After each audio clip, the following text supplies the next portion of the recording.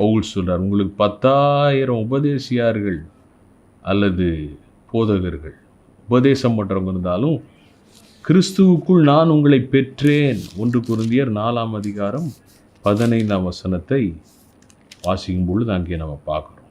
அப்போ பவுல் அந்த கொரிந்து சபைக்கு அந்த இடத்துல அவர் ஊழியம் செஞ்சு கிட்டத்தட்ட 1.5 வருஷம் அவர் ஊழியம் செஞ்சு உருவான ஒரு சபை, அதுதான் கொரிந்து சபை. கிறிஸ்துவுக்குள்ளே நான் உங்களை பெற்றேன். ஆவிக்குரிய ஒரு தகப்பனை இந்த இடத்துல நம்ம பார்க்குறோம். அப்போ ஒரு பக்கம் சரீர தகப்பன்மார்களாக நாம் இருந்தாலும், தாய்மார்களாக இருந்தாலும், பிள்ளைகளாக இருந்தாலும், நம்ம கொடுத்துருக்கிற ஆவிக்குரிய தகப்பன், இந்த ஆவிக்குரிய குடும்பம், ஆவிக்குரிய சபையில் நாம் கீழ்ப்படிந்து கர்த்தர் அனுப்புகிற வார்த்தையை, கர்த்தர் சொல்லுகிற வார்த்தைக்கு நம்ம கீழ்ப்படிந்து அதை நம்ம வாழ்க்கையில் வாழும்போது சாட்சிகளாக இருப்போம்.